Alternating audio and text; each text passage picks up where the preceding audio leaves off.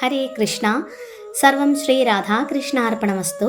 അധ്യായം 5 കർമ്മയോഗം, കൃഷ്ണാവബോധത്തിൽ പ്രവർത്തനം. ശ്ലോകം 5. യത്സാംഖൈഃ പ്രാപ്യതേ സ്ഥാനം തദ്യോഗൈരപി ഗമ്യതേ ഏകം സാംഖ്യം ച യോഗം ച യഃ പശ്യതി സ പശ്യതി. വിവർത്തനം.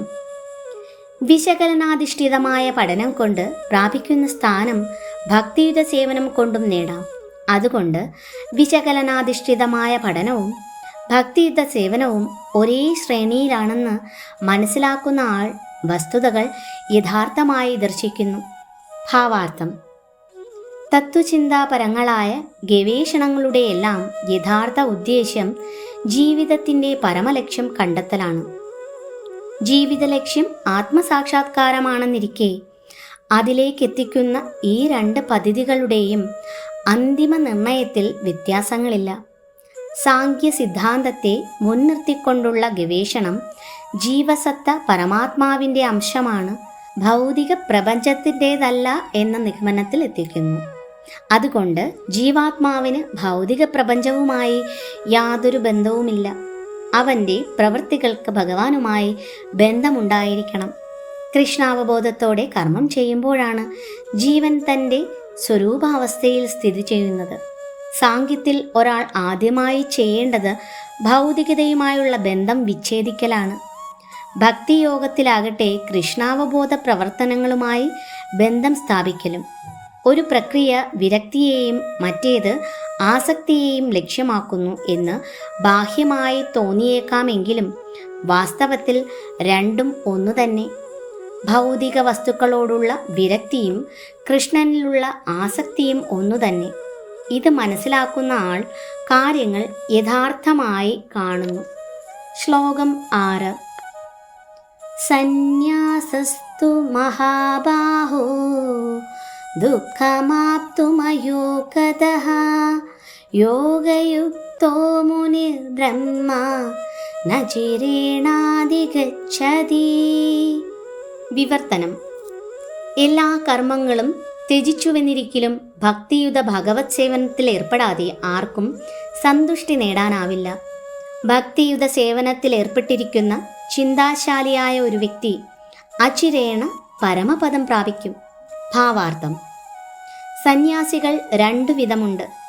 സാംഖ്യ സിദ്ധാന്ത പഠനത്തിലേർപ്പെട്ടിരിക്കുന്ന മായാവാദികളും ഭാഗവത തത്വശാസ്ത്രം പഠിക്കുന്നതിൽ മുഴുകിയിരിക്കുന്ന വൈഷ്ണവ സന്യാസികളും. വേദാന്ത സൂത്രങ്ങളുടെ ശരിയായ ഭാഷ്യമാണ് ഭാഗവത തത്വശാസ്ത്രം. മായാവാദികളും വേദാന്ത സൂത്രം പഠിക്കാറുണ്ട്. എന്നാൽ അവരുടേതായ സ്വതന്ത്ര വ്യാഖ്യാനമാണ് അതെന്നു മാത്രം. ശാരീരിക ഭാഷ്യമെന്ന പേരിൽ ശ്രീ ശങ്കരാചാര്യർ രചിച്ചിട്ടുള്ളതാണ് അത്. പാഞ്ചരാത്രിക നിബന്ധനകൾക്കനുസരിച്ച് ഭക്തിയുത ഭഗവത് സേവനത്തിൽ മുഴുകിയിരിക്കുന്നവരാണ് ഭാഗവത വിഭാഗത്തിൽപ്പെട്ട വൈഷ്ണവ സന്യാസികൾ. അതുകൊണ്ട് ദിവ്യങ്ങളും ഭഗവത് സേവന പരങ്ങളുമായ വിവിധ കർമ്മങ്ങളിൽ അവർ ഏർപ്പെടുന്നു. ഭൗതിക പ്രവർത്തനങ്ങളുമായി അവർക്ക് ബന്ധമൊന്നുമില്ല. എങ്കിലും അവർ വിവിധ ഭക്തിയുത സേവന കർമ്മങ്ങളിൽ നിരതരാകുന്നു. എന്നാൽ സാംഖ്യ വേദാന്ത പഠനങ്ങളിലും ഊഹാപോഹങ്ങളിലും മുഴുകിയിരിക്കുന്ന മായാവാദി സന്യാസികൾക്കാകട്ടെ ദിവ്യമായ ഭഗവത് സേവനം ആസ്വദിക്കാൻ സാധ്യമല്ല. അവരുടെ പഠന ഗവേഷണങ്ങൾ ക്ലേശകരമായതുകൊണ്ട് ബ്രഹ്മതത്വ ഊഹാപോഹങ്ങളാൽ ക്ഷീണിക്കുകയും ശരിയായ അർത്ഥഗ്രഹണത്തോടെ അല്ലെങ്കിലും ഭാഗവതത്തെ ശരണം പ്രാപിക്കുകയും ചെയ്യുന്നു. തന്മൂലം അവരുടെ ഭാഗവത പഠനവും ക്ലേശകരമായിത്തീരുന്നു. ശുഷ്കങ്ങളായ ഊഹാപോഹങ്ങളും കൃത്രിമങ്ങളായ വ്യക്തിത്വശൂന്യ വ്യാഖ്യാനങ്ങളും അവർക്ക് ഒരു ഗുണവും ചെയ്യാതെ പോകുന്നു. ഭക്തിയുത സേവനത്തിൽ മുഴുകിയ വൈഷ്ണവ സന്യാസികളാകട്ടെ തങ്ങളുടെ ദിവ്യമായ കർത്തവ്യ നിർവഹണത്തിൽ സന്തുഷ്ടരാണ്. അന്ത്യത്തിൽ ഭഗവത് സന്നിധി പോകാമെന്ന് അവർക്ക് ഉറപ്പുണ്ട്. മായാവാദി സന്യാസികൾ ചിലപ്പോൾ ആത്മസാക്ഷാത്കാരത്തിൻ്റെ മാർഗത്തിൽ നിന്ന് ഭ്രഷ്ടരായി ലോകോപകാരാർത്ഥമുള്ള ഭൗതിക കൃത്യങ്ങളിൽ വീണ്ടും ഏർപ്പെടാറുണ്ട്. അവ ഭൗതിക കർമ്മങ്ങളല്ലാതെ മറ്റൊന്നുമല്ല.